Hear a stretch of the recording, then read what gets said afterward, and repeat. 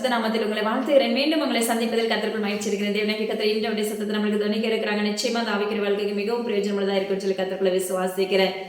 ஆமென். ஜெபிக்கலாம். அன்புள்ள இயேசப்பா, மக்கு ஸ்தோத்திரம் டாடி. இந்த சத்தம் உம்முடையதா இருக்க போகிறதுக்காக ஸ்தோத்திரம். கேட்கிற யாருடைய இருதயங்களும் திறக்கப்பட போகிறதுக்காக ஸ்தோத்திரம். அனைவருடைய கட்டுகளை கட்டவிழ்க்க போகிறீர், அதற்காக ஸ்தோத்திரம். அநேகர் கைகளில் போடப்பட்ட சங்கிலிகள் இப்பொழுது கட்டவிழ்க்கப்படுகிறது என்று இந்த இணைய கர்த்தருடைய நாமத்தை கொண்டு உரைக்கிறேன். மக்கு ஸ்தோத்திரம். அப்பா, நீங்க பேச போகிறதுக்காக நன்றி. ஆளுகை செய்ய பொறுப்படுத்திக் கொள்ளுங்க. மீட்பர் இயேசு கிறிஸ்து ஜீவனில் அவன் தகப்பனே. ஆமென். Praise the lord. தேசத்தின் காரியங்கள் ஒவ்வொன்றும் பார்த்தீங்கன்னா ஒவ்வொரு முறையும் நம்மளுக்கு அறிவிச்சிட்டே வர்றாங்க. எதுக்காகலாம் நம்ம ஜெபிக்கிறதுக்காக தான். அதனால் கண்டிப்பாக உங்களுடைய தனி ஜெபத்துலேயும் சரி, இல்லை ஃபேமிலி ப்ரேயர்லேயும் சரி, ஏசப்பா எதில் உணர்த்துறாங்களோ அதில் கண்டிப்பாக நீங்கள் என்ன செய்யுங்கன்னா ஜெபிக்க ஆரம்பிங்க. பாருங்க, தேசம் எங்கிலும் தலைப்பிள்ளை சங்காரம் உண்டாகும் நாட்கள் வரப்போகிறது என்று இந்த இணைய கர்த்தர் முன்னறிப்பு கொடுத்திருக்காங்க. வேதத்துல எழுதின வாதைகள். அதனால தயவாக ஜெபித்துக் கொள்ளுங்க.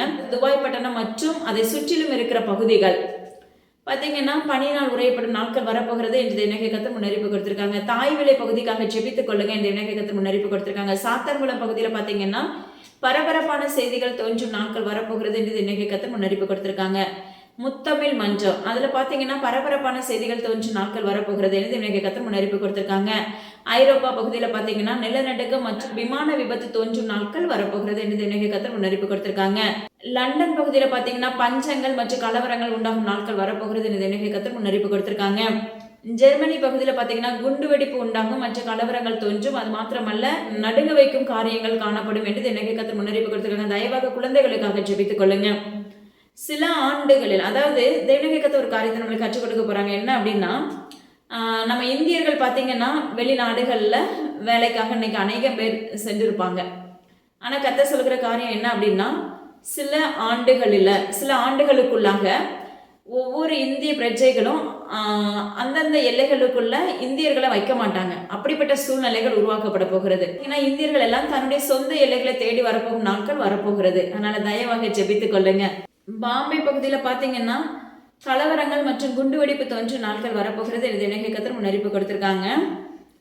சேலம் பகுதியில் அச்சுறுத்தும் சம்பவங்கள் காணப்படும் நாட்கள் வரப்போகிறது என்று இணைய கர்த்தர் முன்னறிப்பு கொடுத்திருக்காங்க. அது மாத்திரமல்ல கலவரங்களும் உண்டாகும் என்று இணைய கர்த்தர் முன்னறிப்பு கொடுத்திருக்காங்க. அதனால கண்டிப்பா தேசத்தின் காரியங்களுக்காக ஜெபிப்பீங்கன்னு சொல்லி கர்த்தர்களை விசுவாசிக்கிறேன். இன்னைக்கு நம்ம தெரிந்து கொள்ளப்பட்ட தலைப்பு என்ன அப்படின்னா வெளிச்சம். வசனம் பாருங்க, ஆதியாகமம் 1:2 பூமியானது ஒழுங்கின்மையும் வெறுமையுமாய் இருந்தது, ஆழத்தின் மேல் இருள் இருந்தது. ஹல்லேலூயா. இன்னைக்கு தேவனாகிய கர்த்தர் நம்மளுக்கு கற்றுக் கொடுக்கிற காரியம் பாருங்க, வெளிச்சம்.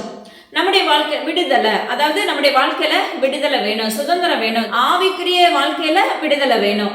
ஹல்லேலூயா. அதுதான் இம்பார்ட்டன்டான காரியம். ஆவிக்குரிய வாழ்க்கையில ஜெயம் இருக்கணும், ஆவிக்குரிய வாழ்க்கையில ஒரு சுதந்திரம் இருக்கணும். கர்த்தர் சொல்லிக் கொடுக்கிற காரியம் பாருங்க, பூமியானது ஒழுங்கின்மையும் வெறுமையுமாய் இருந்தது, ஆழத்தின் மேல் இருள் இருந்தது. கர்த்தர் கொடுக்கிற வெளிச்சம் ஒரு வீட்டுக்குள்ள இருந்துச்சுன்னா அந்த வீடு ஆசீர்வதிக்கப்பட்டு இருக்கும், அந்த வீடு தேவனுடைய ராஜ்யத்துக்கு ஏற்றதா தங்கப்பட்டு இருக்கும். ஆனா கர்த்தர் சொல்லுகிறார், இன்னைக்கு நம்மளுடைய வாழ்க்கையில எப்படி இருக்கிறோம் அப்படின்னா ஒழுங்கின்மையும் வெறுமையுமான தோற்றமா இருக்கிறோம். ஒரு வீட்டுக்குள்ள கர்த்தர் இருந்தாங்க, ஒரு இருதயத்துக்குள்ள கர்த்தர் இருந்தாங்க அப்படின்னா அந்த வீடு அழகா ஒருங்கிணைப்பாளராய் கர்த்தர் இருப்பார் அந்த வீட்டுக்குள்ள. ஆனா தேவ ஆவியானவர் அந்த வீட்டுக்குள்ள அசைவாடல, அதாவது அவர் தங்குற ஆலயமா அந்த இருதயம் இல்லை அப்படின்னா நம்முடைய இருதயம் எப்படி இருக்குமாமா? ஒழுங்கின்மையும் வெறுமையுமாய் காணப்படும். அதுதான் வேதத்துல பாத்தீங்கன்னா பிசாசை துரத்தி விட்டுருவாங்க, விடுதலை பெற்றுருவாங்க. ஆனா திரும்ப கொஞ்ச நாள் கழிச்சு அந்த பிசாசு 4 பக்கமும் சுத்தி தெரிஞ்சிட்டு எல்லாம் எங்க போலாம்னு சொல்லி ஒவ்வொரு பக்கமா அலைஞ்சு கடைசியில அந்த விட்டு வந்த இடத்துக்கே நம்ம என்ன செய்யலாம், பார்க்கலாம் எப்படி இருக்கு புள்ள போலாமான்னு சொல்லிட்டு. ஆனா பாருங்க, அந்த விட்டு வந்த இடம் வெறும் பெருக்கி கூட்டி ஜோடிக்கப்பட்டதா இருந்துச்சுன்னா, உலக பிரகாரமா இருந்துச்சு அப்படின்னா அந்த சத்ருவானவே ஒண்ணு அல்ல மறுபடி 7ஓடு என்ன செய்வான், உள்ள வருவானாமா. வெறுமையாக்கப்பட்ட பாத்திரமா இருக்கிறோம். அப்ப வெறுமையாக்கப்பட்ட பாத்திரமா இருக்கும்போது சத்ருவானவனும் அந்த குடுகைக்குள்ள குடியிருப்பான். அந்த வீட்டுக்குள்ள அந்த சத்ருவானவன் குடியிருக்க ஆரம்பிச்சிருவான். அந்த இருதயத்தை சத்ருவானவன் கட்ட ஆரம்பிச்சிருவான், அவனுடைய கோட்டையாக மாற்ற ஆரம்பித்து விடுவான். அப்ப அந்த வீடு எப்படி இருக்கும்னா இருளா இருக்கும். ஆனா வெளி தோற்றம் எப்படி இருக்கும், பிரகாசம் உள்ளதா இருக்கும். வெளி தோற்றம் எப்படி இருக்கும்னா நம்ம ஆலயத்துக்கு போவோம், வேதம் வாசிப்போம், ஜெபிப்போம், எல்லாத்துலயுமே கரெக்டா இருப்போம். ஆனா உங்க இருதயமாகிய அந்த ஆழத்துக்குள்ள என்ன இருக்கும்னா இருள் சூழ்ந்து இருக்கும். ஹல்லேலூயா. முழுமையான சுதந்திரத்தை பெற முடியாது, முழுமையான நன்மையை சுதந்திரிக்க முடியாது. எதை எடுத்தாலும் தேவையில்லாத நஷ்டங்கள், அதாவது அந்த பாதையை ஒழுங்குபடுத்தவே முடியாது. அந்த வீட்டுக்குள்ள ஏதாவது ஒரு முறுமுறுப்பு, ஏதாவது ஒரு காரியத்தை நிமித்தம் சோர்ந்து போயிருப்போம், துக்கத்தோடு இருப்போம், அல்லது பண கஷ்டம் இருக்கு. நம்முடைய இருதயமாகிய ஆலயம் இருளா இருந்துச்சுன்னா, நம்முடைய ஆழம் இருளா இருந்துச்சுன்னா அந்த வீட்டுக்குள்ள இன்னும் கர்த்தர் இருக்க மாட்டாங்க. ஹல்லேலூயா. ஆனா நம்முடைய தோற்றம் எப்படி இருக்கு அப்படின்னா, இதே போலதான் பூமியானது ஒழுங்கின்மையும் வெறுமையாய் காணப்பட்டது, ஆழத்துல இருள் இருந்தது போல இன்னைக்கு நம்முடைய சரீரத்துக்குள்ள எப்படி இருக்கிறது மகனே மகளே, வெறுமையாக்கப்பட்டது, ஒழுங்கின்மையுமாக இருள் சூழ்ந்த தன்மைக்குள்ள காணப்படுகிறது. வெளிச்சம் கண்டிப்பா ஒரு வீட்டுக்குள்ள உதிக்கணும். அப்ப அந்த வெளிச்சம் வரணும்னா நம்முடைய பாவங்கள் கழுவப்படணும். ஹல்லேலூயா. நம்முடைய பாவங்கள் கழுவப்பட்டா மட்டும்தான் நம்முடைய வாழ்க்கையில ஜெயம் எடுக்க முடியும், நம்முடைய வாழ்க்கையில கர்த்தர் உதிக்க முடியும். தேவனுக்கு கர்த்தர் சொல்லுகிறார் பாருங்க, நம்முடைய வாழ்க்கையில தேவனுக்கு பிரியமில்லாத அருவருப்புகள், தேவனுக்கு பிரியமில்லாத புறங்கூறுதல், தேவனுக்கு பிரியமில்லாத விக்கிரக ஆராதனைகள், தேவனுக்கு பிரியமில்லாத பொருளாசைகள், அதாவது பிரியமில்லாதது சொல்லி நிறைய நம்ம சொல்லிட்டு போகலாம். இச்சை நாவிகள், புறங்கூறுதல், பொய் சொல்லுகிற நாவு, மற்றவங்களை குற்றப்படுத்துகிற நாவு, இப்படி பலவிதமான காரியங்கள். அதாவது அப்பமா கிறிஸ்தவத்தில் எப்பவுமே மற்றவங்களே குறித்து ஆராய்ந்து பார்க்கிறது. அவங்க அப்படி இருக்காங்க, நான் இப்படி இருக்கேன், அப்படி நிறைய காரியங்கள். இதெல்லாம் பார்வைக்கு சொல்றதுக்கு சின்னதா இருக்கும், ஆனா உள்ளுக்குள்ள குடியிருக்கும் போது எப்படி இருக்கும்னா அது இருள் சூழ்ந்த தன்மையாக மாற்றப்பட்டு விட்டுருக்கோம். இப்படிப்பட்ட சூழ்நிலைகளுக்குள்ள தள்ளப்பட்டு இருக்கும் போது அந்த வீட்டுக்குள்ள சத்ருவானவன் தான் குடியிருப்பானே தவிர வெளிச்சம் உதிக்காது. சிலருக்கெல்லாம் ஜெபிக்கிறதுக்கு பேசினாங்கன்னா, ஜெபிக்க ஆரம்பிச்சா ஃபுல்லா பிளாங்கா இருக்கும், ஃபுல்லா இருள் சூழ்ந்து இருக்கும், ஃபுல்லா காரிருள் மூடி இருக்கும். ஆனா அவங்க சொல்லுவாங்க, பயங்கரமா ஜெபிக்கிறேன், இப்படி கொடுத்து போறேன், இப்படி நிறைய சம்பவங்கள் சொல்லுவாங்க. அப்ப ஏன் அங்க விடுதலை இல்லை? நீங்களுமே உங்களை ஆராய்ந்து பார்க்க வேண்டும் மகனே மகளே. நீ தேவனாகிய கர்த்தரை தேடுகிற மகனா மகளா இருந்தீர்களே என்றால் உங்க வீட்டுக்குள்ள ஒரு தரித்திரமோ இல்ல உங்க வீட்டுக்குள்ள ஒரு நன்மையின் காரியம் நடக்க முடியாதபடி தடையா இருக்கிறதோ, செங்கடல் சூழ்ந்து இருக்கிறதோ, கர்த்தர் சொல்லுகிறார், உன்னை நீ ஆராய்ந்து பாரு மகனே மகளே, உன்னை குறித்து ஆராய்ந்து பார். நம்ம மற்றவங்க அப்படி சொன்னோம்னா சடனா அவங்க பேசுறதுல நாங்க நல்லா ஜெபிக்கிறோம், எல்லாத்துலயும் கரெக்டா தான் இருக்கிறோம், இதே வார்த்தை தான் எல்லாருடைய வாயிலுமே வரும். 1% வேணா கண்டிப்பா இங்க நாங்க விடுதலையாக்கப்படணுங்கிறதுக்காக இயேசுப்பா சொல்றாங்கன்னு சொல்லி அங்கீகரிச்சு கொள்ளுவாங்க. அப்ப அந்த ஃபுல்லா காரிருள் மூடி இருக்கும் போது நம்மள ஆராய்ச்சி பார்க்கும் போதே தெரியும், கர்த்தர் நிச்சயமா நம்முடைய ஜெபத்துக்கு அங்கீகாரத்தை கொடுக்கல, நம்முடைய ஜெபத்துக்கு அப்பமா கிறிஸ்துவத்துல பதில் இல்ல அப்படின்னு ஆயிட்டாலே நீங்க என்ன செய்யணும்னா, எங்க குறை இருக்குது, எங்க தவறு இருக்கு, எங்க இருள் சூழ்ந்த தன்மை இருக்கு, எங்க சத்ருவானவன் கோட்டையா இருக்கிறான், அவனை எப்படி தகர்த்தெறியலாங்கிற மைண்ட் நம்மளுக்குள்ள உடனே வரணும். அப்படி வரும்போது ஆவியானவர் தேவனாகிய கர்த்தர் நிச்சயமா உங்களுக்கு உணர்த்தி கொடுப்பாங்க. ஒண்ணு வேதத்தோட சொல்லி கொடுப்பாங்க. ஏன்னா வேதத்துல நீங்க என்ன கேள்வி கேட்டாலும் அதுக்கு பதில் உண்டு. நிச்சயமா ஒண்ணு அப்படி சொல்லி கொடுப்பாங்க, அல்லது அப்படி உணர்த்தி உங்களுக்கு பேசுவாங்க. மகளே, இந்த காரியத்துல நீ தப்பா இருக்கிற, இப்படிப்பட்ட காரியத்துல தேவனுக்கு பிரியமில்லாத காரியம் இருக்கு, இந்த இடத்துல ஒரு ஓட்டை இருக்கு, நீ அதை என்ன செய்ய, தேவ சமூகத்துல ஒப்புக்கொடு, அதை விட மாற்றிக்கோட திருத்திக்கொள் அப்படின்னு சொல்லும் போது நிச்சயமா நம்ம என்ன செய்வோம், அதுக்கு தேவ சமூகத்துல உட்கார்ந்து மன்னிங்கன்னு சொல்லி கேட்டு நிறைய காரியங்களை அப்புறம் இயேசுப்பா சொல்லி கொடுக்க வளர ஆரம்பிச்சிருவோம். அப்படி இருக்கும்போது அந்த வீட்டுக்குள்ள என்ன செய்யும், வெளிச்சம் உதிக்கப்படும். வெளிச்சம் உதிக்கும், அந்த சத்ருவானுடைய இருளின் ஆவி என்ன செய்யும், அழிந்து போகும். ஹல்லேலூயா. அப்போ உங்க ஆழத்துக்குள்ள வெளிச்சம் இருந்தாதான் நீங்க ஜெயம் எடுக்க முடியும். உங்க ஆத்மாவுல மீட்பு இருந்தாதான் ஜெயம் எடுக்க முடியும். உங்க ஆத்மாவுல ரட்சிப்பு இருந்தாதான் ராஜ்யத்துக்குள்ள பிரவேசிக்க முடியும். அப்ப தேவனுக்கு பிரியமில்லாத இந்த நாவுகள், மற்றவங்களை குற்றப்படுத்துறது, இப்படிப்பட்ட காரியங்கள் எல்லாம் நம்ம என்ன செய்யணும், அகற்றப்படணும்.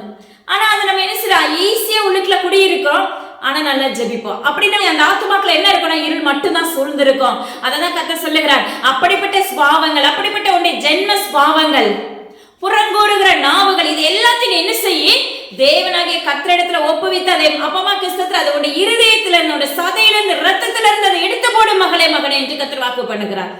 நீங்க அதை எடுத்து போடும் போது மட்டும்தான் உங்க ஜெபத்துக்கு பதில் வரும். நீங்க என்ன விண்ணப்பம் ஏறெடுக்கிறீங்களோ அந்த விண்ணப்பத்துக்கு ஏற்ற சத்தத்தை கர்த்தர் உங்களுக்கு கொடுப்பார். நிச்சயமா நீங்க அதை உங்க வாழ்க்கையில ட்ரை பண்ணி பாருங்க. ட்ரை பண்றதை விட கண்டிப்பா செய்யுங்க. செய்யும் போதுதான் உங்களுடைய வாழ்க்கையில ஆசீர்வாதம் உண்டாகும். கர்த்தர் சொல்லுகிற, இன்று பெருமை நாவிகளை உடைக்கிறவராய் வருகிறேன் என்று கர்த்தர் வாக்கு பண்ணுகிறார். அநேக ஊமையான நாவுகளை கர்த்தர் திறக்க போகிறேன் என்று கர்த்தர் வாக்கு பண்ணுகிறார். பாருங்க, தேவனாகிய கர்த்தர் இன்று நம்மளுக்கு 2 விதமான காரியங்களை கற்றுக் கொடுக்க போறாங்க. ஒன்று மாயையான அக்கினி, மற்றொன்று மாயையான தோற்றம். ஹல்லேலூயா. தேவனுடைய கர்த்தர் சொல்லுகிறார் பாருங்க, மாயையான அக்கினி. இன்னைக்கு நம்முடைய வாழ்க்கையில எப்படிப்பட்ட அபிஷேகத்துக்குள்ள இருக்கிறோம், எப்படிப்பட்ட அக்கினியின் அபிஷேகத்துக்குள்ள இருக்கிறோம்? அதாவது அவருடைய மகிமைக்குள்ள இருக்கிறோமா, இல்ல உலக பிரகாரமான அபிஷேகத்துக்குள்ள இருக்கிறோமா? தேவனுடைய கர்த்தர் சொல்லுகிறார், உங்களுடைய மாம்ச இச்சைகளை களைந்து போடுங்கள் என்று கர்த்தர் வாக்குரைக்கிறார். கண்ணுக்கு தெரியறது எல்லாமே நம்மளுக்கு குளிர்ச்சியா இருக்கும். அதெல்லாம் விட்டு விலகிட்டு, அதாவது நம்மளுக்கு இந்த உலகத்துல எல்லாமே ஏசப்பா கொடுத்திருப்பாங்க. தகுதியானதுன்னு ஒண்ணு இருக்கும், கர்த்தருக்கு பிடிச்சதுன்னு ஒண்ணு இருக்கும். உன்னுடைய சரீரம் உன்னுடைய ஆத்துமா தேவனுடைய ராஜ்யத்துக்குள்ளதுன்னு சொல்லி உன்னை தெரிந்தெடுக்கப்பட்ட பாத்திரமா நீ இருந்தாயானால் மகனே மகளே, தேவையில்லாத எது மேலே நம்முடைய தாகம் போகாது, நம்முடைய கண்கள் போகாது, நம்முடைய நாவுகள் போகாது. எல்லாத்தையும் அனுபவிக்கலாம். கர்த்தர் எல்லாத்தையுமே இந்த உலகத்துல உண்டாக்கி இருக்காங்க. ஆனா எது நம்மளுக்கு மேன்மையானது, எது நம்மளை உயிர்ப்பிக்கும், எது நம்மளுக்கு புறம்பானதுங்கிறத நீங்க என்ன செய்யணும்? ஆராய வேண்டும். ஆராய்ந்து அதுக்கு பிற்பாடு அந்த காரியம் செஞ்சா நல்லதா கெட்டதான்னு சொல்லி நீங்க தேவ சமூகத்துல கேட்கும் போது வேண்டாம்னா விட்டுட்டு வந்துடணும். ஆனா நம்ம என்ன செய்வோம்? அது வேண்டான்னு சொல்லும் போதுதான் அது மேல ஈர்ப்பு அதிகமா போகும். அப்போ உங்களுடைய இருதயத்துக்குள்ள என்ன இருக்குன்னா, உங்களுடைய இருதயத்தின் ஆழத்துக்குள்ள இருள் சூழ்ந்து இருக்கும். அது நிமித்தம் தான் அந்த காரியம் உங்க வாழ்க்கையில நடைபெறும். அதனால அந்த இருளை அகற்றி கர்த்தர் என்ன விரும்புறாரோ அந்த தகுதியான காரியத்தை நான் சுதந்திரிக்கணும்னு சொல்லி நீங்க கேட்க ஆரம்பிங்க. ஹல்லேலூயா. ஏன்னா தேசம் எங்கிலும் மிகப்பெரிய பஞ்சங்கள் உண்டாகும் நாட்கள் வரப்போகிறது. நீங்க நினைக்கிற மாதிரியே கிடையாது. கண்டிப்பா கர்த்தர் சொன்னா செய்வாங்க. அவர் வாக்கு மாறாத தேவன். ஹல்லேலூயா. அதுக்கு முன்னாடி ஜெபிச்சு மேற்கொண்டு எப்படியாவது எங்களை உங்க ராஜ்யத்துக்குள்ள கொண்டு போங்கப்பா, எப்படியாவது உங்க வருகைக்கு நான் ஆயத்தமா இருக்கிறேன்னு சொல்லி என்ன செய்யுங்க? உபவாசத்தோடாவது நீங்க தேவ சமூகத்துல கேட்டு பெற்றுக்கொள்ளுங்க. ரெண்டாவது, விசுவாசம் நம்முடைய வாழ்க்கையில அவசியமா வேணும். அப்பதான் முழுமையான விடுதலை நம்ம பெற முடியும். ஹல்லேலூயா. ரெண்டாவது பாத்தீங்கன்னா, அப்பமாக்கு ஸ்தோத்திரம் டாடி, மாயையான அக்கினி. இன்னைக்கு கர்த்தர் பாத்தீங்கன்னா உங்களுக்கு ஆலோசனையா தான் சொல்லி கொடுத்துட்டு இருக்காங்க. நம்ம ஆலயத்துக்கு போவோம், பயங்கரமா அபிஷேகத்துல நிரம்புவோம். அதே சமயத்துல பிரேயர் முடிஞ்சு வீட்டுக்கு வந்தோன்னே என்ன ஆகும் தெரியுமா? அதுக்கு ஆப்போசிட்டா இங்க நடந்துக்குவாங்க. நிறைய பேருடைய குடும்பத்துல அது உண்டு. ஹல்லேலூயா. அப்போ உனக்குள்ள இருக்கிற அந்த அபிஷேகம் என்ன ஆராய்ந்து பார் என்று கர்த்தர் சொல்லுகிறார். உனக்குள்ள இருக்கிற அந்த அபிஷேகம் மாயையான அபிஷேகமா, இல்ல இந்த தேவனுடைய ராஜ்யத்துக்குள்ள உன்னை ஆயத்தப்படுத்துகிற அபிஷேகமாங்கிறத நீ ஆராய்ந்து பார்க்க வேண்டும். மகனே மகளே, அப்ப கர்த்தர் சொல்லுகிறார், மாயையான அக்கினி உடையவர்களை நீங்கள் செயல்படாதபடி தேவனுடைய ராஜ்யத்துக்குள்ள பிரவேசிக்கிற பிள்ளைகளை மாற்றப்பட வேண்டும். உன்னுடைய இருதயத்துல உத்தமம் இருந்துச்சு அப்படின்னா அந்த அக்கினி உன்னை என்ன செய்யும்? வீட்டுக்கு வந்தா கூட வீட்டுக்குள்ள என்ன பிரச்சனை வந்தாலும் அதை அப்படியே சாந்தமா அடக்கி வச்சு அந்த நிமிஷமே அந்த பிரச்சனையை தகர்த்து போடும். உனக்குள்ள இருக்கிற அபிஷேகம் தேவனாகிய கர்த்தர் கொடுக்கிற அபிஷேகமா இருந்துச்சுன்னா கண்டிப்பா அந்த வீட்டுக்குள்ள நடக்கிற சம்பவங்களை தேவனாகிய கர்த்தருடைய நாமத்தை கொண்டு அப்படியே அதமாக்கி போடுவாங்க. நீங்க அதை உங்களுடைய வாழ்க்கையில செய்து பாருங்க. ஹல்லேலூயா. ரெண்டாவது பாத்தீங்கன்னா, மாயையான அந்நிய பாஷைகள். இன்னைக்கு நிறைய பேர் அந்நிய பாஷை பேசுகிறோம். சத்ருவானவன் அப்போ சில பாஷைகள் பாத்தீங்கன்னா தேவனுக்கு பிரியமில்லாத பாஷைகள் உங்களுடைய நாவுகள்ல புறப்படுகிறது என்று கர்த்தர் சொல்லுகிறார். நம்மளுக்குள்ள ஒரு டவுட் வந்துச்சுன்னா உடனே என்ன செய்யணும்? ஏசப்பட்ட உட்கார்ந்து நீங்க தான் பேசுறீங்களா ஏசப்பா? இல்ல யாராவது உங்களுக்கு தெரிஞ்ச ஊழியர்கள் உங்களோட நல்ல ஐக்கியமா உள்ள ஊழியர்களா இருப்பாங்க, உண்மையுள்ள ஊழியர்களா இருந்தா கண்டிப்பா பேசுங்க. உலக பிரகாரமான ஊழியர்கள்ட்ட நீங்க போனீங்கன்னா நீங்க பேசுறது கரெக்ட் தான் நிச்சயமா டிக் பண்ணுவாங்க. அப்போ என்ன ஆகும் அப்படின்னா உங்க ஆவிக்குரிய வாழ்க்கையும் தரைமட்டமா போய்விடும். ஆனா லாஸ்ட்ல தேவனுடைய கர்த்தர் வரும்போது நான் உன்னை அறியேன்னு சொல்லும்போது நீங்க சொல்லுவீங்க, அபிஷேகத்துல நிறைஞ்சேனேப்பா, அந்நிய பாஷையோடு பேசினேனேப்பா, உங்க கூடவே இருந்தேனேப்பா. ஏன் எனக்கு? அப்போ உனக்கு கரெக்டா சொல்லி கொடுக்கிற மேய்ப்பன் வேணும் மகனே மகளே. உன்னை வளர்க்கிற ஒரு மேய்ப்பன் வேணும். உண்மையாய் உள்ள தேவனுக்கு பயப்படுகிற பயமுள்ள உண்மையுள்ள ஊழியர் உனக்கு வேணும். அப்படி இல்லாட்டி அதுவும் வேண்டாம்னா நான் சொல்வேன், தேவனுடைய கர்த்தரை சார்ந்து நின்றுங்க. நீங்களே எனக்கு தகப்பனா மேய்ப்பராவும் சொல்லி கொடுங்கன்னு சொல்லுங்க. ஏன்னா என்னுடைய வாழ்க்கையெல்லாம் அப்படிதான். என்னுடைய வாழ்க்கையில ஒரு நாட்கள் பாத்தீங்கன்னா எல்லாம் வசதி வாய்ப்புகள் இருக்கும்போது எல்லாரும் நம்மளை தேடி வருவாங்க. ஊழியர்களும் சரி, உறவுகளும் சரி, எல்லாம் நம்ம டவுன் ஆயிட்டோம் அப்படின்னு தெரிஞ்சிச்சுன்னா எல்லாரும் நம்மளை விட்டு போயிருவாங்க. ஊழியர்கள் முதல் கொண்டு போயிருவாங்க. என்னால அடிச்சு சொல்ல முடியும். ஏன்னா அதுதான் எங்க வாழ்க்கையில நடந்துச்சு. அப்பதான் கர்த்தர் சொல்லி கொடுத்த ஒரே ஒரு காரியம், நான் உனக்கு தகப்பனாவும் மேய்ப்பராவும் இருக்கிறேன். ஹல்லேலூயா. எனக்கு அவர் ஆசாரியராய், ஒரு தகப்பனாய், நல்ல ஒரு சிநேகிதராகவும் அப்படிதான் என்னை வச்சு பாத்தீங்கன்னா அழகா சொல்லி கொடுக்க ஆரம்பிச்சாங்க. நான் சொல்லுவேன், அன்னையில இருந்து இன்னைக்கு வரைக்கும் கர்த்தர் சொன்னா செய்வோம், சொல்லாட்டி செய்யவே மாட்டோம். எதுவா இருக்கட்டும். சிலர் வீடுகளுக்கெல்லாம் வற்புறுத்தி கூப்பிடுவாங்க, ஆனா ஏசப்பா சொல்லுவாங்க உனக்கு அனுமதி இல்லை, ஓகே விட்டுறலாம். ஆனா அவங்களுக்கு நம்முடைய முகத்தை பார்க்கும்போது எரிச்சல் தோன்ற ஆரம்பிச்சிடும். ஹல்லேலூயா. இன்னுமா ஏசப்பா உங்களை அனுமதிக்கல? சரி, உடனே நான் சொல்லிடுவாங்க, உங்கள்கிட்ட இருக்க ஆவி என்ன ஆவியோ. இதுதான் இன்னைக்கு உலகம். அதை கொண்டெல்லாம் நாங்க கலங்குறதே கிடையாது. ஹல்லேலூயா. என எங்களை நடத்துகிற உலக மனிதர்கள் அல்ல, உயிருள்ள ஜீவனுள்ள தேவனாகிய கர்த்தர் மட்டுமே எங்களை நடத்தி கொண்டு இருக்கிறாங்க. என் குடும்பத்தை நடத்துறது தேவனாகிய கர்த்தர் மட்டும்தான். ஹல்லேலூயா. சிலர் நினைப்பாங்க நாங்க இவ்வளவு காணிக்க கொடுக்கிறோம் அதனால நீங்க நடத்தப்படுறீங்க. இல்லவே இல்லை. ஹல்லேலூயா. எங்களை நடத்துறது ஒவ்வொரு என் ஜீவனுள்ள தகப்பன் மட்டும்தான். தேவனுடைய நாமத்தை கொண்டு எங்க வேணாலும் அறிக்கை பண்ண முடியும். அதாவது அவர்கிட்ட போய் உட்கார்ந்து கேட்க கேட்க கர்த்தர் உங்களுக்கு ஆலோசனை கொடுக்கிற தகப்பனா இருப்பாங்க.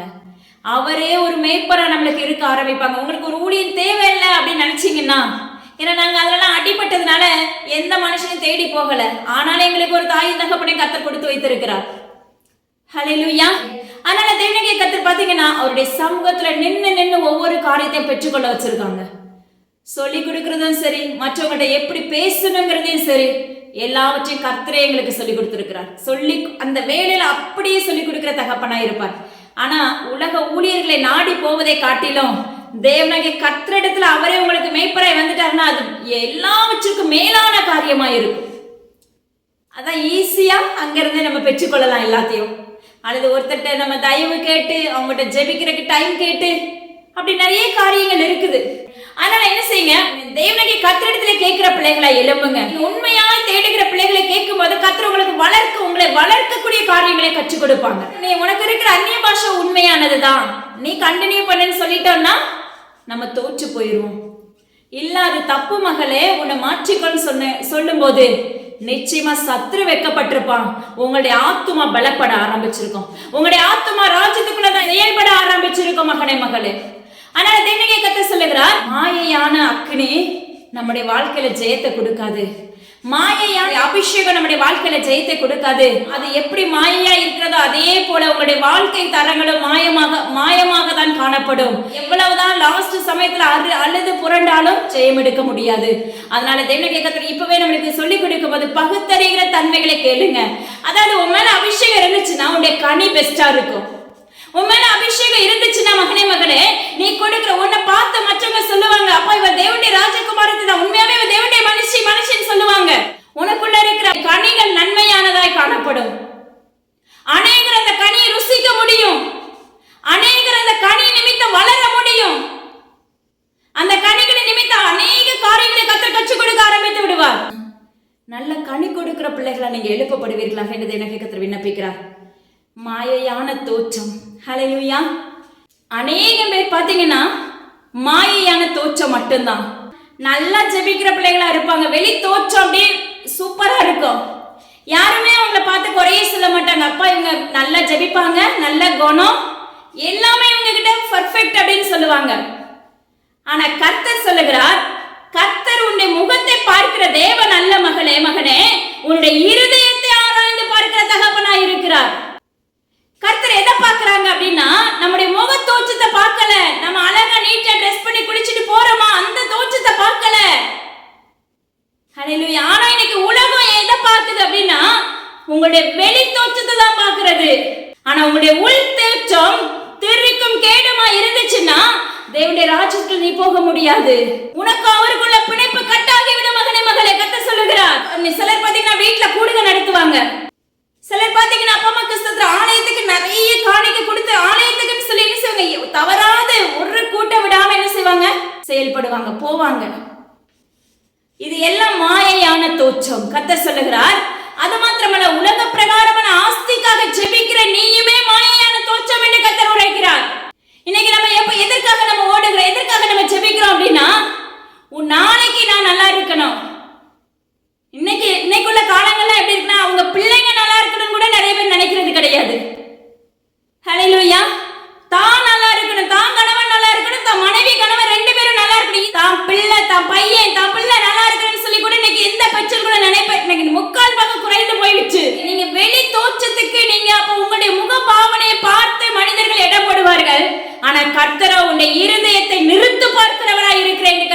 பண்ணுகிறார். நீ உன்னுடைய பிள்ளைக்கு விரோதமாக நீ பேசினாய், ஆனால் அது உனக்கு சாபம். நீ வணங்கா கழுத்துள்ள ஜனம் என்று கர்த்தர் சொல்லுகிறார். சிலர்லாம் பாத்தீங்கன்னா நல்லா ஜெபிப்போம், வெளி தோற்றம் பிரகாசம் உள்ளதா இருந்தாலும் கர்த்தர் அழகா வசனத்துல கொடுத்தாங்கல்ல, உள் தோற்றம் எப்படி இருக்கும் அப்படின்னா பூமியானது ஒழுங்கின்மையும் வெறுமையுமாய் இருக்கும். உன்னுடைய உள் தோற்றம் வெறுமையா இருக்கும் மகனே மகளே. ஆனா வெளி பார்வைக்கு நீ பெஸ்டானவ.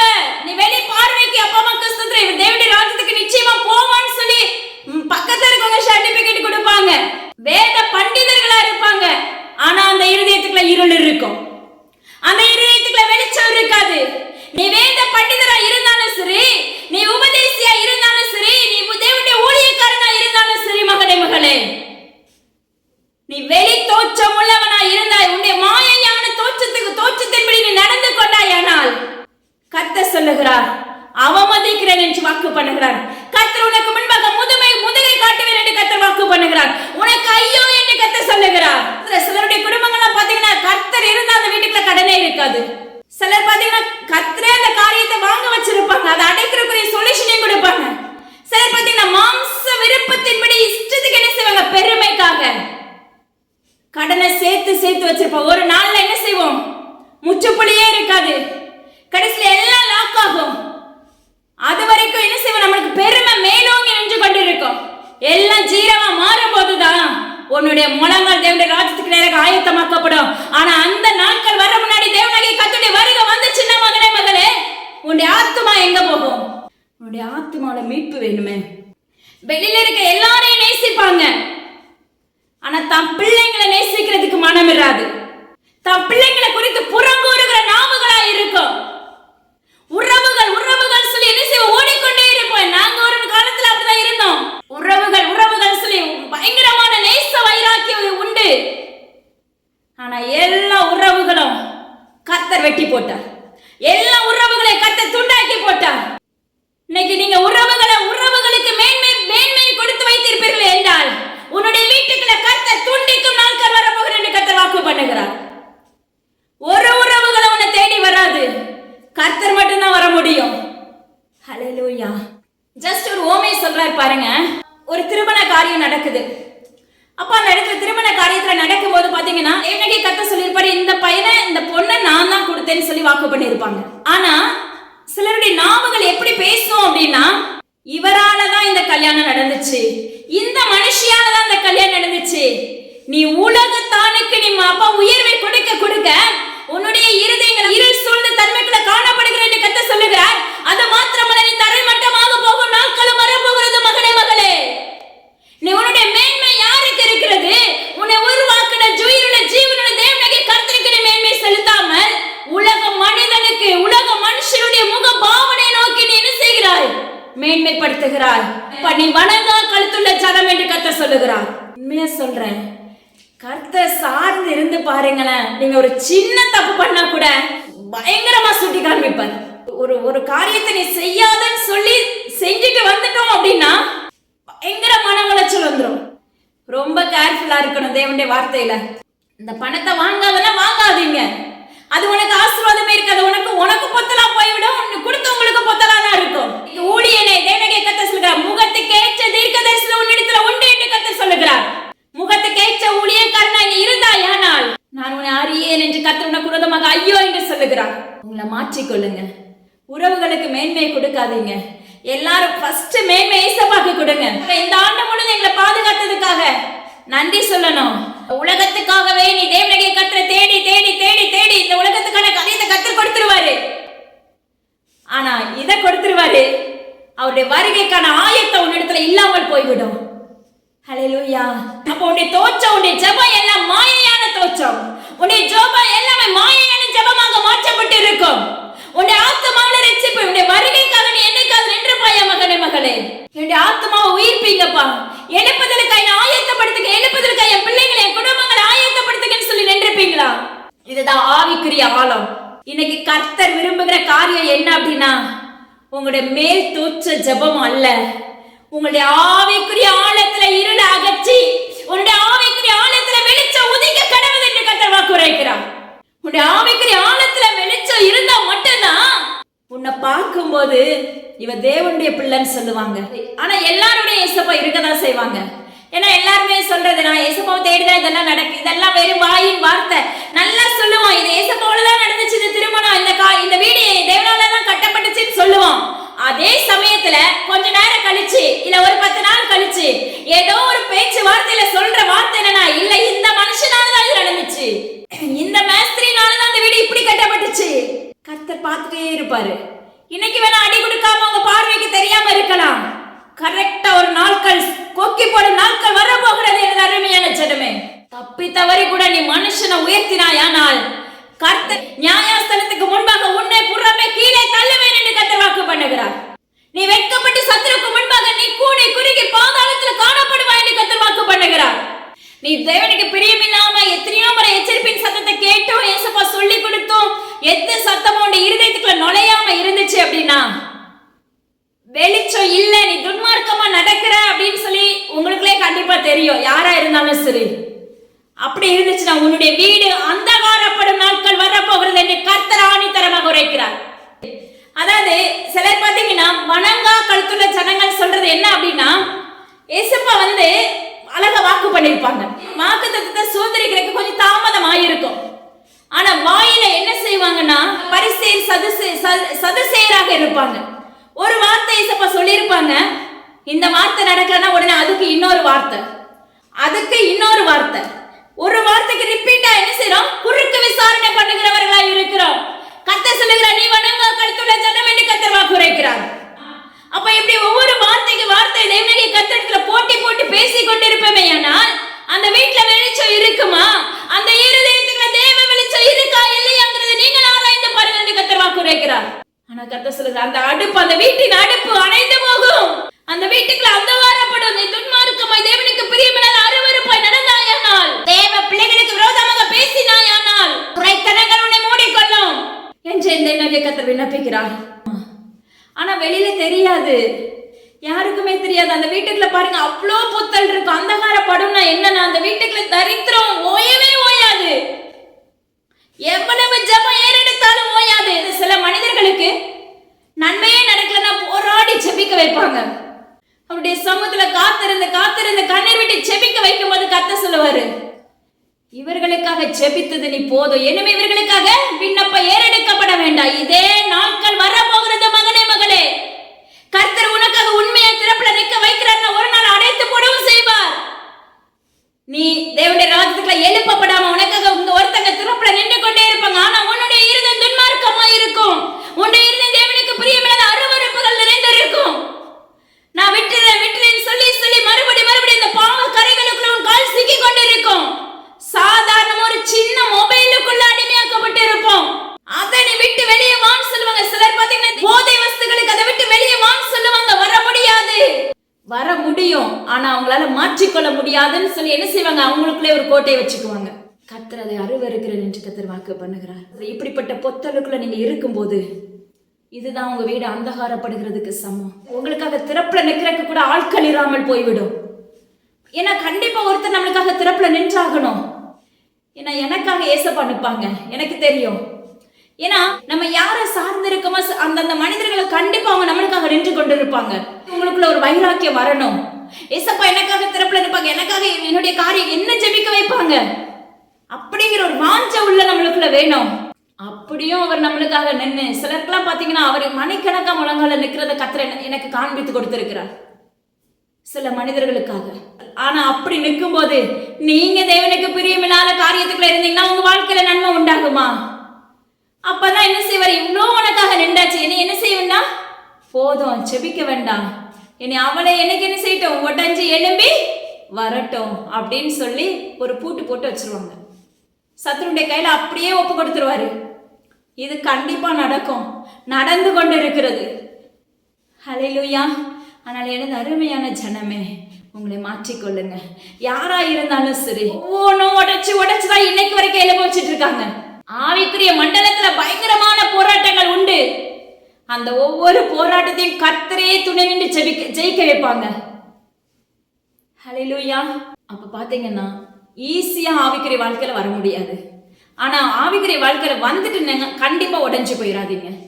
ஏன்னா ஆவிக்குரிய வாழ்க்கையில கர்த்தர் வைக்கிற எக்ஸாம் பார்த்தீங்கன்னா பலவிதமான பரீட்சை வைப்பாங்க. அந்த பலவிதமான பரீட்சையில நம்ம என்ன செய்வோம், தொஞ்சு போயிடுவோம். ஆனாலும் கர்த்தர் தான் அதுக்கு வாசலை திறந்து கொடுப்பாங்க. ஏன்னா அது வரைக்கும் நம்ம துவண்டு போனாலும் மறுபடியும் அவர்கிட்ட தான் நம்ம நிற்கணும். உடனே மனிதனை நாடியோ இல்லை வேற யாரை நாடியோ நம்ம போயிட்டோம் அப்படின்னா நம்மளுடைய சீட்டு கிழிஞ்சு போயிடும். எப்படி கிழியும் அப்படின்னா நம்ம மேலே போடப்பட்ட திட்டங்கள் உடஞ்சி போயிடும். நம்ம மேல அவர் என் பிள்ளைன்னு சொல்லி எழுதி வச்சிருக்கிற அந்த இதை என்ன செஞ்சிருவாரு, கிழிச்சு போட்டுருவாங்க. எனது அருமையான மகனே மகளே, உங்க மாயையான தோற்றத்தை நீங்க கிழித்து போட்டுட்டு, உங்களுடைய மாயையான அக்கினியை கிழிச்சு போட்டுட்டு, உங்களுடைய உள்ளான ஆவிக்குரிய அப்பா அம்மா கிறிஸ்தவ ஆழத்தின் மேல இருக்கிற இருளை நீங்க அகற்றி போட்டுட்டு தேவனுடைய ராஜ்யத்துக்கு ஏற்ற பிள்ளைகளை எழும்புங்க. அவரை பின்பற்றுகிற பிள்ளைகளை எழும்புங்க. அவருக்கு பின்னாக நடக்கிற பிள்ளைகளை எழும்புங்க. காலம் இனி செல்லாது என்று கர்த்தர் வாக்கு உரைக்கிறார். கர்த்தர் சொல்லுகிறார், தவளையின் வல்லமைகள் பெருக போகிறது என்று கர்த்தர் வாக்கு பண்ணுகிறார். தேசம் எங்கிலும் தவளையின் வாதைகள் மோதிக்கொள்ள போகிறது என்று கர்த்தர் வாக்கு உரைக்கிறார். வேதத்துல சொன்ன ஒன்னமாக கர்த்தர் ஒவ்வொரு காரியத்தையும் செய்ய போறாங்க. கர்த்தர் நிறைய முறை உங்களுக்கு எச்சரிப்பு கொடுத்திருப்பாங்க, நிறைய முறை உங்களுக்கு அன்பா பேசி இருப்பாங்க. ஆனா நீங்க கேட்கல. அந்த பிணைப்பு உடைக்கப்பட போகிறது என்று கர்த்தர் வாக்கு உரைக்கிறார். உங்க வீடு அந்தகாரப்படாதபடி, உங்க அடுப்பு அணைந்து போகாதபடி இருக்கணும் அப்படின்னா கர்த்தர் உங்க வாழ்க்கையில வேணும். கர்த்தர் உங்க வாழ்க்கையில இருந்தா பத்தாது, உங்க இருதயமாகிய பலக சுத்திகரிக்கப்படணும். உங்க இருதயத்தில் இருக்கிற தேவனுக்கு பிரியமில்லாத கரைகள் அகற்றப்படணும். அகற்றப்பட்டா மட்டும்தான் நீ ஜெபிக்கிற ஜெபத்துக்கு பலன் உண்டு. உலக பிரகாரமா கிறிஸ்தவனாய் இருந்தா பத்தாது, ஆவிக்குரிய கிறிஸ்தவனாய் நீ எழுப்பப்பட வேண்டும். ஆவிக்குரிய கிறிஸ்தவனாய் நீ எழுப்பப்பட வேண்டும். அதுதான் எழுப்புதலுக்கு தேவையான ஒன்று. உங்களை மாற்றிக்கொள்ளுங்க. யார் அப்படி இருக்கிறன்னு உணர்வு இருக்குதோ தேவ சமூகத்துல ஒப்பு கொடுத்தீங்கன்னா, சிலருக்கு உணர்வே இருக்காது. அவங்கள பார்த்து கர்த்தர் வணங்க கழுத்துள்ள ஜனம், அவங்களுக்கு முக்கியத்துவமே கர்த்தர் கொடுக்க மாட்டாங்க. சிலர் அந்தகாரப்படுத்தினா, சிலர் வியாதியினால் அமிழ்த்தப்பட்டு போயிடுவாங்க. இப்படிதான் இருக்க போகுது மகளே மகனே. கர்த்தர் நீதிபரர். அவர் அப்பா அம்மாக்கு ஸ்தோத்திரம் டாடி. எல்லா பக்கமும் 6000 தகப்பன்.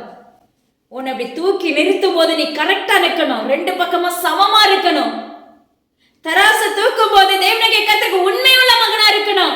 வியாபாரிகளை பார்த்து கர்த்தர் சொல்லுகிறார், நீ உன்னுடைய தராசை தூக்கும் போது உண்மையுள்ள மகனா எழும்பு. உண்மையுள்ள மகனா வியாபாரத்தை பண்ணு.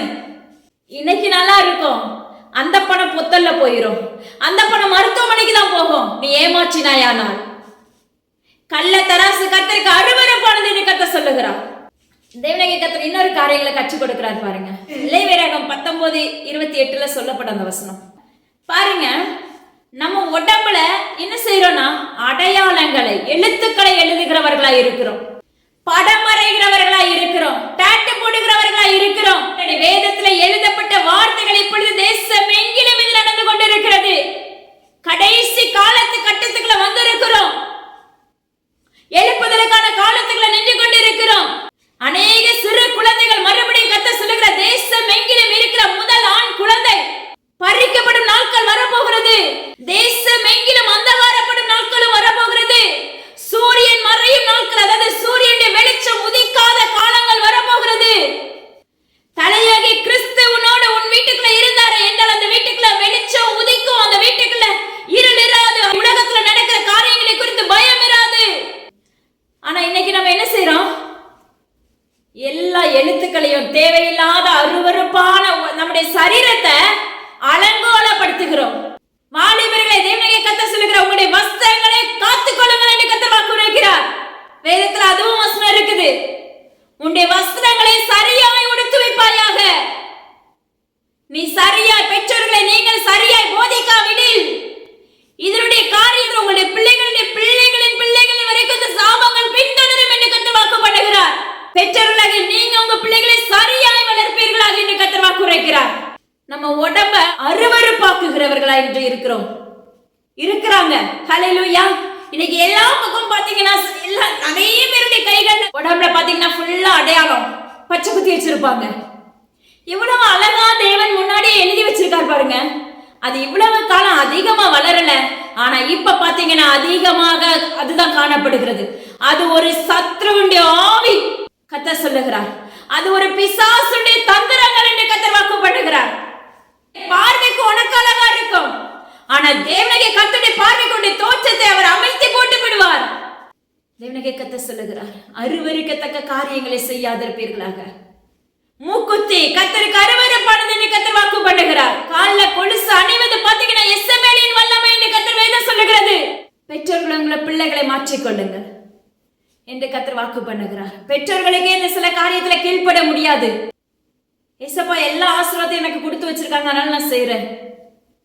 நீ வேதத்தை உண்மையாய் படித்தாயானால், வேதம் உனக்குள்ள கிரியை செய்யுமே என்றால், நீ உன்னுடைய ஆழத்துல இருள் இருக்காது, உன்னுடைய ஆழத்துல வெளிச்சம் இருக்கும். அந்த வெளிச்சத்தினாலதான் நீ வேதம் படிக்கும் போது அது உன்னுடைய சரீரத்தை மாற்றும். மகனே மகளே, ஆனா ரெகுலரா நம்ம வேதம் படிப்போம், ஆனா நம்முடைய ஸ்பாவத்துல மாற்றமே இருக்காது. நம்முடைய ஜென்ம ஸ்பாவத்தை மாற்ற முடியாது. நம்முடைய சில காரியங்கள் நம்ம வீட்டுக்குள்ள இருக்கிற காரியத்தை பிள்ளைங்களை கெடுத்து, மகனை கெடுத்து, மருமகளை கெடுத்து, மற்றவங்கள்ட்ட புறங்கூறாம இருக்க முடியாது. இன்னைக்கு பிள்ளைங்க ரூத்தா மாறணும் அப்படின்னா மாமியாரும் நகோமியா இருக்கணும். நீங்க நல்ல ஒரு நகோமியா இருப்பீர்கள் என்றால் உங்களுக்கு கொடுக்கப்பட்ட மருமகளும் ரூத்தாக மாற்றப்பட்டு இருப்பார்கள். அருமையான ஜனமே, அப்ப உங்களுடைய வாழ்க்கை வெறுமையா இராதபடி, ஒழுங்கின்மையா இராதபடி உங்களை மாற்றிக்கொள்ளுங்க. தயவு செஞ்சு இந்த தேவையில்லாத அருவருப்பான எழுத்துக்களை உடம்புகளை என்ன செய்யாதீங்க, செலுத்தாதீங்க. ஏன்னா அந்த ஸ்பிரிட்டு உங்க குடும்பத்துக்குள்ள அப்படியே உங்களை உருட்டி எடுக்கும். நீங்க என்ன ஸ்பிரிட்டை கையில வரைகிறீங்களோ அந்த ஸ்பிரிட் உன்னை விட்டு விலகவே விலகாது. அந்த சத்ருவானவன் குடும்பம் முழுவதுக்குமே என்ன செய்வான், சத்ருவானவன் ஆளுகை செஞ்சு கொண்டு இருப்பான். அதே போல தொலைக்காட்சியில நீங்க என்ன படம் பாக்குறீங்களோ, சிலர் பாத்தீங்கன்னா கார்ட்டூன் பார்ப்பாங்க, சிலர் பாத்தீங்கன்னா தேவையில்லாத மிருகங்கள் தானே பாக்குறேன்னு சொல்லி பார்ப்பாங்க. சில மிருகங்களை பார்க்கும்போது அந்த வீட்டுக்குள்ள அந்த ஸ்பிரிட் கிரியேட் செய்யும். சில கார்ட்டூனை பார்க்கும்போது அது தேவனுக்கு பிரியமில்லாத கார்ட்டூனா இருக்கும், அந்த கார்ட்டூனை பார்க்கும்போது அந்த ஸ்பிரிட் அந்த வீட்டுக்குள்ள கிரியேட் செய்யும். இது நிச்சயமாவே நடக்கும். சில மனிதர்களுடைய உடைகளை நீங்க உடுத்தி பாருங்க, அது அந்த ஸ்பிரிட் உங்களுக்குள்ள கிரியேட் செய்யும். அந்நிய நுகத்திலே அவிசுவாசிகளுடன் பிணைக்கப்படாதிருப்பீர்களாக. உங்களுடைய தோற்றம் மாயையா இல்ல, என்னுடைய தோற்றம் எல்லாமே இயேசுவுக்கு பிரியமில்லாததா இருக்கு அப்படின்னு நீங்க நினைச்சீங்கன்னா, உங்களுடைய நண்பர்கள் எப்படிப்பட்டவங்களா இருப்பாங்க அப்படின்னா ஆவிக்குரிய நண்பர்களா இருப்பாங்க. ஆவிக்குரிய தாயா, ஆவிக்குரிய தகப்பனா இருக்கிற நண்பர்களை கர்த்தர் உங்களுக்கு கொடுத்திருப்பாங்க. இல்ல உங்களுக்கு கொடுக்கிற நண்பர்கள் வேறு விதத்துல இருந்தார்கள் என்றால் அவர்களுடைய அவிசுவாசத்தின் வல்லமை, அவர்களுக்குள்ள கிரியை செய்கிற அந்த பலவானுடைய அம்பு உனக்குள்ள கிரியை செய்ய ஆரம்பிக்கும். இது கர்த்தர் சொல்லி கொடுக்கிற காரியங்கள், இது ஆலோசனை. ஹல்லேலூயா. இப்படிதான் சத்ருவானவன் கிரியை செய்வான் ஒரு வீட்டுக்குள்ள. அததான் உங்களுக்கு என்ன செய்யறாங்க, கர்த்தர் சொல்லி கொடுத்து கொண்டு இருக்கிறாங்க. நீங்க கேட்பதும் கேளாமல் இருப்பதும் உங்களுடைய விருப்பம். கர்த்தர் சொல்லுகிற காதுள்ளவன் கேட்க கடவன் என்று கர்த்தர் வாக்கு உரைக்கிறார். வேதம் சொல்லுது, அந்நிய நுகத்தோடு பிணைக்கப்படுகிற அவிசுவாசிகளோடு நீ பிணைக்கப்படாதிருப்பாயாக. எவ்வளவு அழகா சொல்லி கொடுக்கிறார் பாருங்க. அந்நிய வல்லமை. ஒரு விக்கிரகத்துக்கு போறாங்க அப்படின்னா, நீங்க போயிட்டு வந்தாச்சா, கோயிலுக்கு போயிட்டு வந்தாச்சா, எப்படி இருந்துச்சு, நீ கேட்டாயானாலே பாவம். அங்க என்ன செஞ்சாங்க, அங்க இருந்து நீ ஏதாவது வாங்கி சாப்பிட்டா கூட அது தீட்டு பாவம் என்று வேதம் சொல்லுகிறது. அது பாவம்னா என்னன்னா, அதன் வழியா அந்த ஸ்பிரிட் வீட்டுக்குள்ள கிரியேட் செய்யும். இது எத்தனையோ பேருக்கு கர்த்தர் உடைத்து கொண்டு இருக்கிறார். என்னால அடிச்சு சொல்ல முடியும், தேவனுடைய நாமத்தை கொண்டு உரைக்கிறேன். எத்தனையோ பேருக்குள்ள இப்படிப்பட்ட வல்லமைகள் தான் கிரியேட் செய்து கொண்டு இருக்கிறது. அது நிமித்தம் பாருங்க, அந்த வீட்டுக்குள்ள ஆசீர்வாதமே இருக்காது, அந்த சரீரத்துக்குள்ள ஆசீர்வாதமே இருக்காது. அதாவது என் தோழியோட சட்டையை தானே நான் போட்டேன், என் தோழியோட சாரியை தானே, அது நிமித்தம் அந்த ஸ்பிரிட் பாத்தீங்கன்னா அன்னைக்கு ஒண்ணுமே செய்யாது. தாயானவள் தான் இதை செஞ்சிருப்பாங்க அந்த காரியத்தை, ஆனா அந்த தாய்க்கு அந்த கிரியைகள் ஆளுகை செய்யாது. அந்த தாயின் இடத்துல இருந்து அந்த பிள்ளைகளுக்குள்ளதான் அந்த கிரியைகள் ஆளுகை செய்யும். ஏன்னா கர்த்தர் எங்களுடைய வாழ்க்கையில பாத்தீங்கன்னா அநேக காரியங்களை உடைத்து கொடுத்திருக்கிறார். ஹல்லேலூயா. உடைக்கிறது மாத்திரமல்ல, விடுதலை உண்டாக்குவார். அவனுடைய நுகத்துல, அவன் படுகிற பாடுகளின் நிமித்தம் வருகிற நுகத்துல நீ பிணைக்கப்பட்டாயானால் அந்த பாடு உன்னையும் மேற்கொள்ளும், உன்னையும் மூடிக்கொள்ளும். மகனே மகளே, இப்ப பாருங்க, ஜஸ்ட் ஒரு ஓமையை கட்சி கொடுக்கிறார் பாருங்க. இப்ப ஒரு அம்மா ஏழை விதவையா இருப்பாங்க, அதாவது அவங்க வீட்டுல பயங்கரமா கஷ்டமா இருக்கும். அதாவது அவங்க மிகவும் வேதனைப்பட்டு இருப்பாங்க. அவங்களுக்கு மாத்திரை வாங்குறதுக்கே காசு இருக்காது. ஆனா உடனே என்ன செய்வாங்க தெரியுமா, சில மனிதர்கள், உங்களுக்கு நான் மாசம் மாசம் மாத்திரை வாங்கி கொடுத்துறேன் சிஸ்டர் அப்படின்னு சொல்லுவாங்க. அதே சமயத்துல அவங்க வருஷ கணக்கா வாங்கி கொடுத்துட்டு இருப்பாங்க. பல ஆண்டுகளுக்கு பிற்பாடு அங்க என்ன சிச்சுவேஷன் ஓடிச்சோ அதே கிரியைகள் அந்த தாயாரை மூடிக்கொண்டு இருக்கும். அவர்களுக்கு உடைப்பதற்கு ஒரு ஊழியன் தேவை. நீங்க அதை நல்ல ஓமையா ஆராய்ஞ்சு பாருங்க. அப்ப அப்படிப்பட்ட காரியத்துக்கு நீங்க என்ன செய்யக்கூடாது? இடம் கொடுக்க கூடாது. சிலர் பாத்தீங்கன்னா ரொம்ப நல்ல வசதியா இருந்திருப்பாங்க. ரெண்டாவது பாத்தீங்கன்னா நல்லா உடைக்கப்பட்டு என்ன செய்வாங்க, பணத்துக்கு சாப்பிட்றதுக்கே வழி இல்லாம இருப்பாங்க. மாம்சம் யோசிக்கும் போய் அவங்களுக்கு ஏதாவது செய்யணும்னு சொல்லி கர்த்தர் சொல்லுவாரு, உன் கையை காத்துக்கொள். நான் நிறைய பேருக்கு பாத்தீங்கன்னா நிறைய பேருக்கு கொடுக்கவும் வைப்பாங்க. நிறைய பேருக்கு பாத்தீங்கன்னா சொல்லுவாரு, நீ அமைதலாயிரு, நீ அமைதலாயிரு, நீ செய்ய வேண்டியது ஜெபம் மட்டும்தான். ஏன்னா அவங்களுக்கு நீங்க போய் கொடுத்த அந்த அவங்க கிட்ட இருக்க அந்த ஸ்பிரிட் என்ன செய்ய முடியாது, நீங்க வாங்கி கொள்ள முடியாது. ஒண்ணு. ரெண்டாவது, அவங்கள அந்த வழியில நடத்தி வந்தா மட்டும்தான் தேவனுடைய ராஜ்யத்துக்குள்ள பிரவேசிக்கிற இருதயமாக மாற்றப்படும். அதாவது விபத்துல இப்படி மறிச்சிட்டாங்க, அவங்களுக்கு இவ்வளவு பணம் கொடுக்கிறேன், நாளைக்கு அந்த ஸ்பிரிட் உன்னை மூடிக்கொள்ளும். நீ எவ்வளவுதான் ஆவிக்குரிய வாழ்க்கையில இருந்தாலும் சரி, எப்பயாவது ஒரு டைம் கண்டிப்பா உங்க இருந்த கேப் இருக்கும். அந்த நேரத்துல அவன் கரெக்டா உள்ள வருவான். ஹல்லேலூயா. அதே காரியம் உங்க வாழ்க்கையில நடக்க இருக்கும். இதெல்லாம் எதுக்கு சொல்லி கொடுக்குறாங்க அப்படின்னா, இப்படிப்பட்ட காரியத்துக்கு இடம் கொடுக்காதபடி எல்லாவற்றையுமே ஏசப்பா கிட்ட கேட்டு கொடுங்க. கேட்டு செய்யுங்க. இப்போ ஒருத்தங்களுக்கு நீங்க தசம பாகம் அனுப்புறீங்கன்னா கூட கர்த்தர் உங்களுக்கு சொல்லணும், கர்த்தரிடத்துல நீங்க கேட்கணும். தசம பாகம் அனுப்பாம இருக்கக்கூடாது, தசம பாகம் நீங்க எடுத்து வைக்காம இருக்கக்கூடாது. கண்டிப்பா எடுத்து வைக்கணும். ஆனா கர்த்தரிடத்துல கேட்கணும், இதை நான் எங்க செலுத்தணும், நம்மளுக்காக யாரு நிக்கிறாங்க, நம்மளுக்காக ஜெபிக்கிறாங்களா ஆராயணும். நம்முடைய கட்டுகள் உடைக்கப்பட்டு இருக்கிறதா எல்லாவற்றையுமே தேவனாகிய கர்த்தரிடத்துல வைக்கணும். வச்சுதான் நீங்க அதை செலுத்தணும். கர்த்தர் சொன்னா மட்டும்தான் செய்யணும். எங்களை இப்படிதான் கர்த்தர் வளர்த்து கொண்டு வருகிறார். எனது அருமையான சின்னமே, அதனால என்ன செய்யுங்க, பழையவைகளை ஒழித்து போட்டுருங்க. என்னமே ஏசப்பா நம்மளுக்கு சொல்லி கொடுத்துட்டாங்க, இதுவரைக்கும் நடந்ததெல்லாம் முடிஞ்சு போச்சு. என்னமே ஏசப்பாக்குள்ள உண்மையா இருக்க பழகுங்க. என்னமே உங்க ஆழத்துல இருக்க இருளை வெளியே அகற்றுங்க. ஹல்லேலூயா. ரெண்டாவது, இன்னும் ஒரே ஒரு பாயிண்ட் மாத்திரம் கர்த்தர் சொல்ல விரும்புகிறார் பாருங்க. அந்த அந்நிய நுகத்தோடு நீங்க பிணைக்கப்பட்டீங்க அப்படின்னா உங்க வாழ்க்கையில ஆசீர்வாதம் இருக்காது. அந்நிய நுகம், அந்த நுகத்தோடு நீயும் பூட்டப்பட்டு விடுவாய். அந்த நுகத்தை உடைக்கிறதுக்கு பல காலங்கள் ஆகும். அதை நீங்க ரொம்ப கேர்ஃபுல்லாக ஹேண்டில் பண்ணணும் உங்களுடைய ஆவிக்குரிய வாழ்க்கைய. ஏன்னா உனக்குள்ள இருக்க ஆவிக்குரிய வாழ்க்கை அந்த நுகம் உடைச்சிரும். உன்னுடைய தோழிக்குள்ள இருக்கிற அந்நிய நுகம் உனக்குள்ள இருக்கிற அந்த ஸ்பிரிட்டை, உனக்குள்ள இருக்க ஹோலி ஸ்பிரிட்டை ஈவில் ஸ்பிரிட்டை மாற்றிடும்.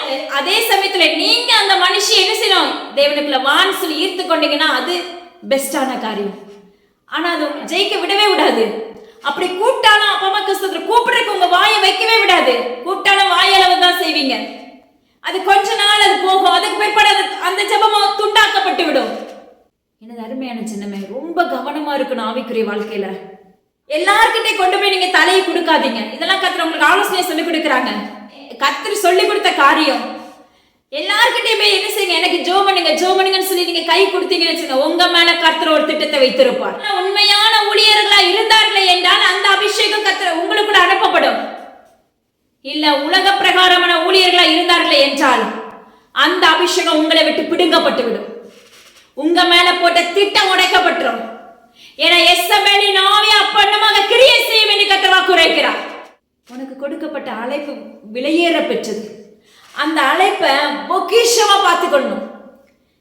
ஏன்னா கர்த்தர் நிறைய ரகசியத்தை சொல்லி கொடுப்பாங்க. நான் ஃபர்ஸ்ட் பாத்தீங்கன்னா என்னுடைய ஆவிக்குரிய வாழ்க்கையில எனக்கு கர்த்தர் பாத்தீங்கன்னா பயங்கரமா காரியங்களை காமிப்பாங்க. நான் உடனே எனக்கு அப்ப அதுக்கு அர்த்தமே தெரியாது. எனக்கு ஒரு தோழி உண்டு, அவங்ககிட்ட நல்லா ஷேர் பண்ணுவேன். ஆனா கர்த்தர் ஒரு நாள் சொல்லி கொடுத்தாங்க. அதாவது சில ஸ்பிரிட் பாத்தீங்கன்னா அப்படி மஞ்சித்து அமிழ்த்தி விடும். அப்புறம் தான் கர்த்தர் எனக்கு சொல்லி கொடுக்க ஆரம்பிச்சாங்க, நீ இனிமேல் என்ன செய்யாத, யார்கிட்டையும் ரகசியத்தை ஷேர் பண்ணாத. எசேக்கியா ராஜா அப்படிதான் எல்லாத்தையும் திறந்து காமிப்பாரு. திறந்து காமிச்சு கடைசியில என்ன பண்ணுவாங்க, எல்லாத்தையும் வந்து சுருட்டிட்டு போயிடுவாங்க. உலக பிரகாரமான காரியத்தை நீ திறந்து காமித்தாயானாலும் ஒரு நாள் அதுதான் நடக்கும். ஆனா அதை விட ஆவிக்குரிய ரகசியத்தை நீ சொன்னாயானால் சத்ருவனை உச்சி கவனித்துக் கொண்டு இருப்பான். எப்படா இதை துண்டிச்சு போடலாம், எப்படா இவனுக்குள்ள கிருபைகளை உடைக்கலாம்னு சொல்லி உங்களை ஆராய்ந்து பார்த்து கொண்டு இருப்பான். அது உடைக்கப்பட்டுரும் மகனே மகளே. அதுல ரொம்ப கவனமா இருக்கணும் நீங்க. ஹல்லேலூயா. ரெண்டாவது, உங்க வாழ்க்கையில நீங்க என்ன செஞ்சாலும் சரி, என் சுயத்தினால நான் செஞ்சேன், என் உத்தமத்தினால நான் செஞ்சேன், என் நீதினால நான் செஞ்சேன்னு சொல்லி நீங்க யோசிச்சீங்க அப்படின்னா நீ வணங்கா கழுத்துள்ள ஜனம். அதுக்கு தான் ஏற்கனவே முதல்ல கர்த்தர் ஒரு உவமை அழகா சொன்னாங்க. இந்த திருமண காரியம் என்னாலதான் உண்டாயிற்று, இந்த குழந்தை என்னாலதான் உண்டாயிற்று, இந்த குழந்தைக்கு நான் தான் ஜெபிச்சேன், அதனாலதான் கர்த்தர் குழந்தையை கொடுத்தாரு. அதனாலதான் கர்த்தர் கூட அந்த வார்த்தை வராது, நான் ஜெபிச்சேன் அதனால உனக்கு கர்ப்பத்தின் கனியை நீ பெற்றுக்கொண்டாய். என் நீதி நிமித்தம், என் இருதயத்தின் உத்தமத்தின் நிமித்தம். அப்போ உன்னிடத்துல என்ன இருக்கு? ஆழத்துல இருள் இருக்கிறது. உன்னுடைய இருதயத்துக்குள்ள ஆழத்துக்குள்ள இருள் இருந்தா மட்டும்தான் என்னுடைய இருதயத்தின் உத்தமத்தின் நிமித்தம், என் நீதி நிமித்தம் நான் இதை பெற்றுக்கொண்டேன், நான் இந்த எல்லையை சுதந்திரித்துக் கொண்டேன், நான் இந்த ஊழியத்துக்கு மேய்ப்பனா மாறினேன். ஹல்லேலூயா. நான் இந்த வீட்டை வாங்கினேன், நான் இந்த பையனுக்கு திருமணம் செஞ்சு வச்சேன், நான் என் இருதயம் என் நீதி. இது எல்லாமே உனக்குள்ள இருக்கிற பெருமையை குறிக்கும் மகனே மகளே. இது எல்லாமே உன் வலக்கரத்தை துண்டிக்கும் என்று கர்த்தர் சொல்லுகிறார். நீ வணங்கா கழுத்துள்ள ஜனம் என்று கர்த்தர் வாக்குரைக்கிறார். தயவு செஞ்சு எது செஞ்சாலும் எங்க அப்பா எனக்கு செஞ்சாரு சொல்லி பழகுங்க. என் ஜீவனுள்ள தேவனுக்கு கர்த்தர் தான் எனக்கு செஞ்சாரு சொல்லி பழகுங்க. நாவுல கர்த்தர் அதிகாரத்தை கொடுத்து வைத்திருக்கிறார் மகனே மகளே. நீ தவறா அறிக்கை பண்ணினா அதுதான் உன் வீட்டுக்குள்ள சாபமாக நிற்கும். நீ என்ன அறிக்கை பண்ணுகிறாயோ அது உன் வாசற்படியில படுத்திருக்கும். கர்த்தர் சொல்லுகிறார், நீ நாவுல சரியாய் அறிக்கை பண்ணு. நீ நாவுல தப்பா அறிக்கை பண்ண உன் பிள்ளைக்கு விரோதமாக நீ எத்தனை பேருக்கு நீ புறங்கூறினாலும் கர்த்தர் நியாயாதிபதியாய் உன் வீட்டுக்குள்ள வர போகிறார். கர்த்தர் சொல்லுகிறார், உனக்கு இருக்கிற குமாரனை குறித்து நீ உலகம் எங்கிலும் புறங்கூறினாலும், உன உறவுகள் மத்தியில் அவனை தூக்கி திரிந்தாலும் உனக்கு முன்பாக நியாயாதிபதியை வரப்போகிறார் என்று கர்த்தர் வாக்கு பண்ணுகிறார். நீங்கள் யாராய் இருந்தாலும் சரி, அப்படிப்பட்ட நபர்களுக்குள்ள கர்த்தர் நீதி விசாரிக்கிற நீதி நியாயாதிபதியாய் விசாரணை கர்த்தராய் உள்ள நுழைய போகிறார். ஏன்னா இது எச்சரிப்பின் காலம். இந்த காலத்துக்குள்ள இருக்கும் போது தேவனுடைய கர்த்தர் ஒவ்வொருத்தருக்குள்ள நீதி சரி செய்ய போகிறார். உனக்குள்ள இருக்கிற குற்றங்களை குற்றப்படுத்த போகிறார். கர்த்தர் சொல்லுகிறார், நீ குற்றப்படுத்தப்பட போகிறாய். சிலர் பாத்தீங்கன்னா பிள்ளைங்களை குற்றப்படுத்திட்டே இருப்பாங்க, ஒரு அன்பு இருக்காது. அப்படிப்பட்ட பெற்றோர்களாகிய உங்களை பார்த்து கர்த்தர் சொல்லுகிறார், நான் நீதிபரராய் உள்ள வர போகிறேன், நான் உன்னை குற்றப்படுத்த போகிறேன் மகளே என்று கர்த்தர் வாக்கு பண்ணுகிறார். அதனால ஏன் சுயத்துல உண்டாயிற்று அப்படின்னு உங்களால அறிக்கை பண்ணாதீங்க, தோற்று போயிருவீங்க. நீங்க யாரா இருந்தாலும் சரி, எப்படிப்பட்ட ஊழியர்களா இருந்தாலும் சரி, என்னாலதான் இவன் விடுதலை பெற்றான் சொல்லி பாருங்க, அடுத்த நிமிஷம் உங்களுக்கு அந்த கிருபைகள் இருக்காது. நான் ஜெபிச்ச அதனாலதான் அந்த குடும்பம் கட்டப்படுச்சு நீங்க சொல்லி பாருங்க. பி கேர்ஃபுல் என்று சொல்லுகிறார். ஊழியக்காரனே, கர்த்தர் சொல்லுகிறார், உன்னை மாற்றிக்கொள்ளுங்கள். நீங்கள் யாரா இருந்தாலும் சரி உங்களை மாற்றிக்கொள்ளுங்க. அப்போ உணர்வுள்ள இருதயம் ஒவ்வொரு மனிதனுக்குள்ளேயும் வேணும். உணர்வுள்ள இருதயம் இருந்தாதான் உன் இருதயத்துக்குள்ள இருக்கிற ஆழத்துல இருக்கிற இருளை உனக்கு அகற்ற முடியும் மகனே மகளே. அப்பதான் நம்முடைய இருதயத்துக்குள்ள இருள் இருக்காங்கிறத உங்களுக்கு உணர முடியும். அந்த இருதயத்துல ஆழத்துக்குள்ள இருக்க இருளை அகற்றும் போது உன்னுடைய ஆத்மா உயிர் பெறும்.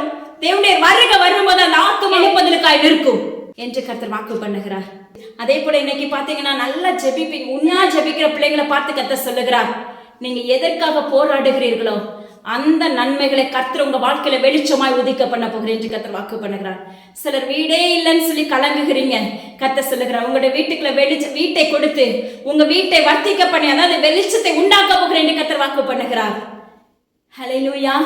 நீ உண்மையாய் தேடும் போது கர்த்தர் அதை தாமதிக்காதபடி செய்வேன் என்று கர்த்தர் வாக்குரைக்கிறார். இசப்பா, யார் யாரெல்லாம் கேட்கிறாங்களோ எல்லாருடைய இருதயத்துல இருக்கிற ஆழங்கள் கண்டிப்பா இருதயத்துக்குள்ள எல்லாருமே பர்ஃபெக்ட் நாங்க சொல்ல முடியாது இசப்பா. மனுஷர்களா இருக்கிற நாங்க ஒவ்வொரு நாளும் பாவத்துக்குள்ள கண்டிப்பா அந்த கடந்து வருகிறோம். ஆனா அந்த பாவத்தை ஒவ்வொரு நாளும் எங்களுக்கு மன்னிங்கன்னு சொல்லி நாங்க எங்க வாயில அறிக்கை பண்ண ஒவ்வொரு நாவையும் திறந்துருலுங்க. அது மாத்திரமல்ல இசப்பா, நாங்க வெறுமையா இருந்தோம்னா பூமி விழுங்கி போட்டுரும். ஆனா இசப்பா, நாங்க உங்களுடைய ராஜ்யத்துக்கு ஏற்ற பிள்ளைகளா நாங்க வளரணும்னா எங்க வாழ்க்கையில இருக்கிற வனாந்தரங்கள் விலகணும், எங்க வாழ்க்கையில இருக்கிற ஒழுங்கின்மை விலகணும், எங்க ஆழத்துல இருக்க இருளை அகற்றி எங்க வீட்டுக்குள்ள எங்க இருதயத்துக்குள்ள வெளிச்சத்தை உதிக்க பண்ணுங்கப்பா. யார் யாரெல்லாம் பிள்ளைங்க தாகத்தோடு கேட்கிறாங்களோ அவங்களுடைய இருதயத்துக்குள்ள உங்க அபிஷேகத்தை ஊற்றுங்க. அப்ப உண்மையான அபிஷேகம் எதுங்கிறத அவங்க ஆராய்ந்து கொள்ளட்டும், உண்மையான அந்நிய பாஷை எதுங்கிறத ஆராய்ந்து கொள்ளட்டும்.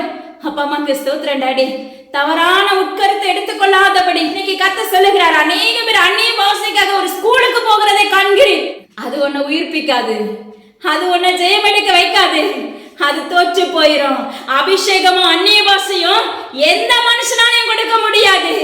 கர்த்தரை நீ முழு இருதயத்தோடு தேடும்போது அவருக்குள்ள இருந்துதான் அந்த அக்கினியை ஊற்ற முடியும். அதுதான் உண்மையானது. ஹல்லேலூயா.